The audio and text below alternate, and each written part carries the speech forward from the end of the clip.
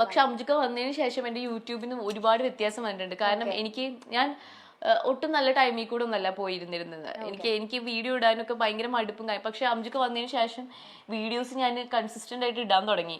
കാരണം അംജുക്ക പറയും video ഇടുന്നില്ലേ consistent ആയിട്ട് വീഡിയോ ഇടാൻ തുടങ്ങി. പിന്നെ എനിക്ക് തന്നെ ഉള്ളിലൊരു സന്തോഷം വന്നു. അതുകൊണ്ട് ഞാൻ ചെയ്യുന്ന കുറച്ചും കൂടി ആക്റ്റീവ് ആയി തുടങ്ങി അംജുക്ക വന്നതിന് ശേഷം.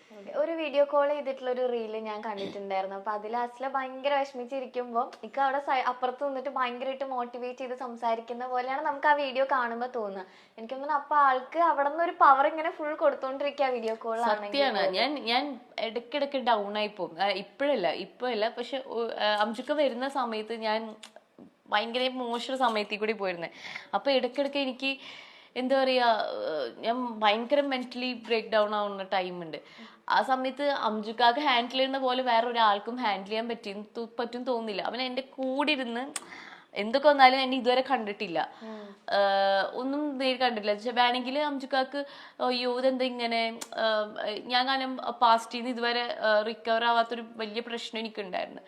അപ്പോൾ അംജുക്ക അത്ര ഒരു സപ്പോർട്ട് തന്നെ. അല്ലെങ്കിൽ വേറെ വല്ല ആൺകുട്ടികളോ ഇത് വലിയ ആ ഒരു സാധനം വെച്ചിട്ട് പോകും. പക്ഷെ അംജുക്ക അങ്ങനെ കൂടെ ഇരുന്നെല്ലാം കേട്ട് എനിക്ക് അതിൽ നിന്ന് തിരിച്ചു വരാൻ വലിയ സമയമൊന്നും വേണ്ടി വന്നില്ല. പിന്നെ ഞാൻ പാസ്റ്റിക്കുന്നല്ല ഒരു കാര്യം ആലോചിച്ചിട്ട് ഞാൻ ഇതുവരെ എനിക്ക് വിഷമം. ഇപ്പം എനിക്ക് കുറെ നെഗറ്റീവ് കമന്റ്സ് ഉണ്ടെങ്കിൽ ഞാൻ ഒന്നും മൈൻഡ് ചെയ്യേണ്ട പോലും ഇല്ല.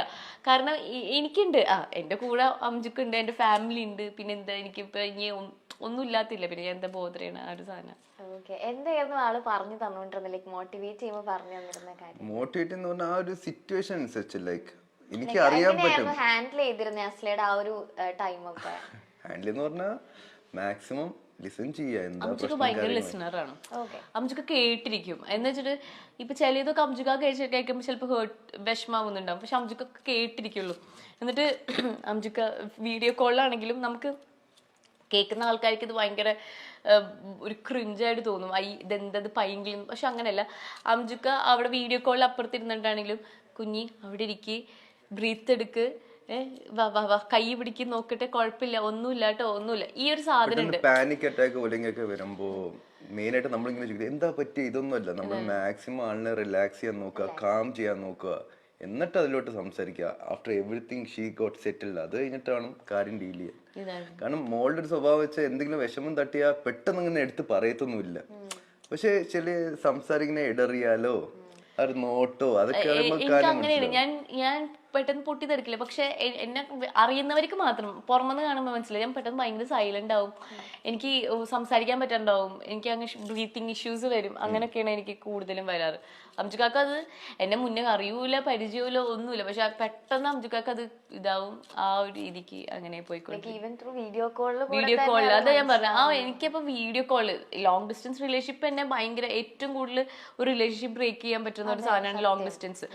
പക്ഷെ നമ്മൾ ഇതുവരെ കാണാത്ത പോലും ആൾക്കാർക്ക് അത് ഭയങ്കര ഡീപ്പായിട്ട് വന്നേക്കുന്നത്. ഞങ്ങൾക്ക് അതിന് ലോങ് ഡിസ്റ്റൻസ് ആണെന്ന് തോന്നിയില്ല. ഓക്കെ, നേരി കണ്ടിട്ടില്ല, ഫിസിക്കൽ പ്രസൻസ് ഇല്ല. പക്ഷെ നമ്മൾ തമ്മിലൊരു ഏറ്റവും കൂടുതൽ ഞാൻ എന്താ പറയാ ആഗ്രഹിക്കുന്നത് ഇമോഷണൽ സപ്പോർട്ടാണ്. എനിക്ക് വേറെ ഒരു സപ്പോർട്ടിനേക്കാളും കൂടുതൽ വേണ്ടത് ഇമോഷണൽ സപ്പോർട്ട്. അത് അംജുക്ക ആവശ്യത്തിൽ അധികമാണ് തന്നുകൊണ്ടിരിക്കുന്നത്.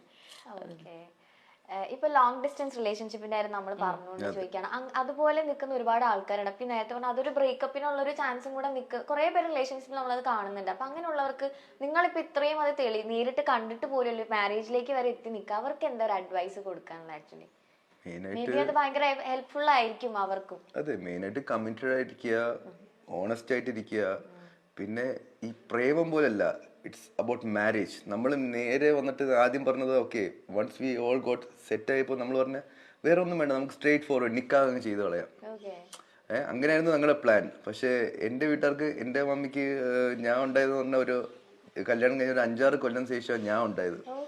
അപ്പൊ അവർക്ക് അത്രയും ഡ്രീമും കാര്യങ്ങളുണ്ട്, എൻ്റെ കല്യാണം എങ്ങനെ ആവണം, അത്ര ഇതാണ്, മൂത്ത മോനാണ്. സോ അങ്ങനെ വീട്ടുകാരുടെ ഇത് പ്രകാരമാണ് ബാക്കിയുള്ള ചടങ്ങുകളും കാര്യങ്ങളൊക്കെ പോയത്. സത്യം പറഞ്ഞാൽ ഇപ്പൊ അംജുക്കാക്ക് സത്യം പറഞ്ഞ മാരേജ് എന്നുള്ള കോൺസെപ്റ്റ് എനിക്കില്ലായിരുന്നു. സത്യം പറഞ്ഞ കല്യാണം കഴിക്കണം തീരെ ഇല്ല. അംജുക്കാട് ഒരു ഇത് വെച്ചിട്ട് ഒരാളെ സ്നേഹിച്ചു കഴിഞ്ഞാൽ എന്തിനാണ് ഒരു മാരേജ് എന്ന് പറഞ്ഞൊരു സാധനം, എന്തിനാണ് അതിൽ ആവശ്യമില്ലല്ലോ. ഇങ്ങനത്തെ ഒരു മൈൻഡ് സെറ്റ് ആയിരുന്നു അംജുക്കാക്ക്. അതാണ് 31 വയസ്സ് വരെ അംജുക്ക കല്യാണം കഴിക്കാതെ ഇരുന്ന് മെയിൻ കാര്യം എന്തിനാ ലവ് പോരെ എന്നുള്ളൊരു സാധനമായിരുന്നു. പിന്നെ അംജുക്കാക്ക് പിന്നെ ജോലി കാര്യം ആ സൈക്കിളിൽ ഇങ്ങനെ പോയപ്പോ പിന്നെ മനസ്സിലായി എനിക്ക് ഒരാള് വേണം. ഇങ്ങനെ ഒരു point at A point of time നമുക്ക് തന്നെ മനസ്സിലാവും ഇനി അങ്ങോട്ട് ഈ ഒറ്റപ്പെട്ട ജീവിതമല്ല ഇനി അങ്ങോട്ട് മുന്നോട്ടുള്ളൂ. നമുക്ക് നമ്മളായിട്ടുള്ള ഒരു ഹാപ്പിനെസ്സും കാര്യം വേണമെങ്കിൽ ഒരാളായിട്ട് ഷെയർ ചെയ്യണം. അങ്ങനെ ഏറ്റവും ബെസ്റ്റ് ഒരു പാർട്ട്ണറാണ്. ലോങ് ഡിസ്റ്റൻസ് റിലേഷൻഷിപ്പ് എനിക്ക് മെയിനായിട്ട് തോന്നിയത് ഏറ്റവും കൂടുതൽ ഈ ബ്രേക്കപ്പ് വരാൻ കാരണം എന്ന് വെച്ച് കഴിഞ്ഞാൽ ഇപ്പം നമ്മൾ പ്രേമിക്കുന്ന സമയത്ത് പൊസസീവ്നെസ് എന്നുള്ള സാധനം ഭയങ്കര തൊട്ടടുത്തിരിക്കുമ്പോൾ തന്നെ പൊസസീവ്നെസ് എന്നുള്ള സാധനം ഉണ്ടായിരിക്കും.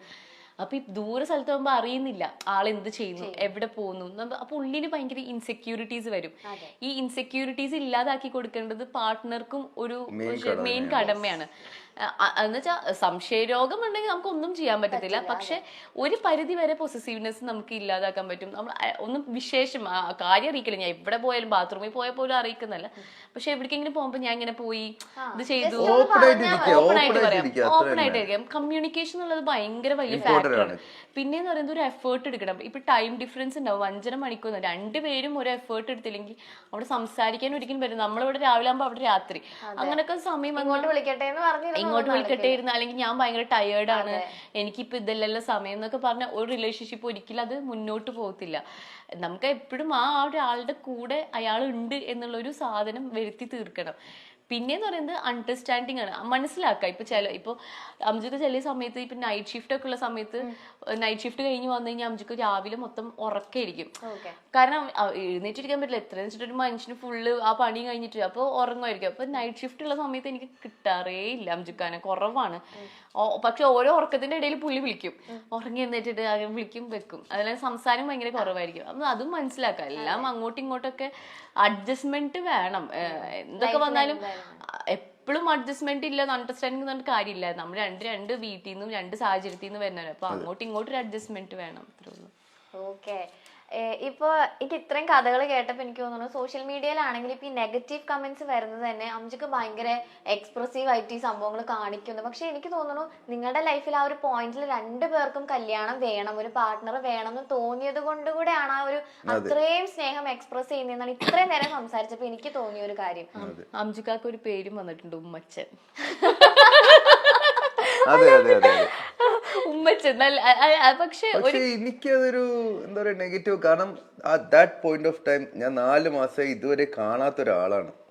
പെട്ടെന്ന് കണ്ടപ്പോ ഇത്ര നാൾ അടുക്കി വെച്ച ആ സ്നേഹം മൊത്തം, പിന്നെ ഞാൻ കാണിച്ച സ്നേഹം പറഞ്ഞ ആ കണ്ടുകൂട്ടി ആ ടൈമിലും പിന്നെ ഞങ്ങളുടെ കല്യാണത്തിലും പെങ്കോളിക്കും that was our happy moment. അത്രമാത്രം ഞാൻ വേറെ ഒന്നുമല്ല നോക്കിയത്, ഞാൻ എന്റെ ഹിലമോളെ മാത്രമാണ് നോക്കിയിട്ടുള്ളത്. നമ്മുടെ കല്യാണത്തിനല്ലാണ്ട് പിന്നെ ആരെ കല്യാണം നമ്മൾ കൂടുതൽ സന്തോഷമാവും, അത് കൂടുതൽ എക്സ്പ്രസ്. ഞാൻ എന്റെ സ്വന്തം ഭാര്യനെ ഉമ്മ വെച്ചത്. പിന്നെന്ന് പറയുന്നത് അംജുക്ക എന്നുള്ള ഒരാള് വെറും 4 മാസത്തിനുള്ളിൽ ഈ പെൺകുട്ടിനെ കല്യാണം കഴിക്കുക, അല്ലെങ്കിൽ ഞാനൊരു ഈ ആൺകുട്ടിനെ കല്യാണം കഴിക്കുക എന്ന് പറയുമ്പോൾ നമുക്ക് അത്രയും സ്നേഹം ഡീപ്പായിട്ടാണ്. അല്ലെങ്കിൽ നമുക്ക് കുറെ കാലം ചുമ്മാ പ്രേമിച്ച് നടക്കാം, അത് കഴിഞ്ഞിട്ട് അങ്ങനെയൊന്നല്ല. നമുക്ക് നമ്മൾ അത്രയും ആഗ്രഹിച്ചിട്ടാണ് ഈ പെട്ടെന്ന് തന്നെ നമ്മൾ കല്യാണം നടത്തുന്നതാണെങ്കിലും കാര്യങ്ങളും. പിന്നെ ഒരിക്കലും എല്ലാവരും ഒരുപോലെ ആയിരിക്കില്ല. അംജു എന്നുള്ള ഒരാള്, ഞാനിപ്പോ പറയാം, അംജു എന്നുള്ള ഭയങ്കരമായിട്ട് എക്സ്പ്രസ് ചെയ്യും. അത് അവന്റെ സ്നേഹമായിക്കോട്ടെ, സന്തോഷമായിക്കോട്ടെ, വിഷമമായിക്കോട്ടെ, എന്തോ ആയിക്കോട്ടെ, അംജു എക്സ്പ്രസ് ചെയ്യാനുള്ള പോലെ തന്നെ എക്സ്പ്രസ് ചെയ്യും. ഇനിയിപ്പോ പുറത്തിറങ്ങി കഴിഞ്ഞാലും ശരി, ആരെ മുന്നിലാണെങ്കിലും അംജുവിന് എന്നെ ചേർത്ത് പിടിക്കാൻ അംജുവിന് ഒരു മടിയുമില്ല, ഒന്നുമില്ല. കാരണം അവന്റെ കൊച്ചാന്ന് അവനക്കൊരു ഇതുണ്ട്. അവനെനിക്ക് തന്നൊരു വാക്കുന്നുണ്ട്, അവൻ ലൈഫ് ലോങ് ഞങ്ങൾ രണ്ടുപേരും അങ്ങോട്ടും ഇങ്ങോട്ടും കൂടെ ഉണ്ടായിരിക്കുന്നുള്ളതാണ്. പിന്നെ മാറ്റിയാലും ആൾക്കാർ പറയാ അപ്പ കാണിച്ചതൊക്കെ അഭിനയായിരുന്നു. ഉറപ്പായിട്ടും എന്തുവേണം പറഞ്ഞിട്ട്. കാരണം ഞാൻ വളർന്ന സാഹചര്യം എന്റെ പപ്പായും മമ്മിയും അത്രമാത്രം സ്നേഹിച്ചിട്ടാണ് എന്നെ വളർത്തിയിരിക്കുന്നത്. അതിന്റെ ഇതാണ് ഞാൻ കാണിക്കുന്നത്. അംജുഖാന് 5-6 വർഷം കഴിഞ്ഞിട്ട് അവർക്ക് ഉണ്ടായത് കാത്തിരുന്ന് കിട്ടിയ കുട്ടി. അപ്പൊ മാക്സിമം ഇപ്പോഴും അവര് പറയുന്നത് അവരുടെ ഏറ്റവും പ്രഷ്യസ് ആണ്, അല്ലെങ്കിൽ ട്രഷറാണ് അംജുക്ക എന്ന് പറയുന്നത്. അപ്പൊ അംജുഖാനെ അങ്ങനെ സ്നേഹിച്ചാകുമ്പോ അംജുക്കാക്ക് എന്താ തിരിച്ചും അംജുക്കാടെ സിബ്ലിങ്സ്, എന്നെന്നല്ല, അംജുക്കാടെ സിബ്ലിങ്സ് ആയിക്കോട്ടെ, അംജുക്കാടെ ഫ്രണ്ട്സ് ആയിക്കോട്ടെ, എല്ലാവരോടും അംജുക്ക ഒരു പ്രത്യേക സ്നേഹമാണ് കാണിക്കുന്നത്. വീഡിയോസിൽ കാണുന്നുണ്ടായിരുന്നു, എല്ലാവരോടും ആ ഒരു ഇതാ കാണിക്കുന്നത്. അത് അംജുക്ക എന്നുള്ള ക്യാരക്ടർ അങ്ങനെയാണ്. ഇപ്പോ എനിക്ക് ഈ കമന്റ്സ് വായിച്ചു നോക്കിയപ്പോൾ തോന്നിയത് ഒരു തരം ഫ്രസ്ട്രേഷൻ ആണ് ആൾക്കാർക്ക്. നമ്മൾ ഇതുവരെ ബാക്കിയുള്ള ഭാര്യയും ഭർത്താവ് എന്ത് ചെയ്യുന്നു, അവരെങ്ങനെയും നമ്മൾ നോക്കാൻ പോവാറില്ല. നമുക്ക് തന്നെ സ്വന്തം ജീവിതത്തിൽ ഒരുപാട് കാര്യങ്ങളുണ്ട്. ഇപ്പൊ അംജു എന്ന് പറയുന്നത് അംജുയുടെ ഭാര്യനെ ഇങ്ങനെ തന്നെയാണ്. അതിപ്പോ ഇനിയിപ്പോ എന്ത് പേര് വിളിച്ചു കഴിഞ്ഞാലും അംജു എന്നുള്ളൊരു ക്യാരക്ടർ മാറുമെന്ന് എനിക്ക് തോന്നുന്നില്ല.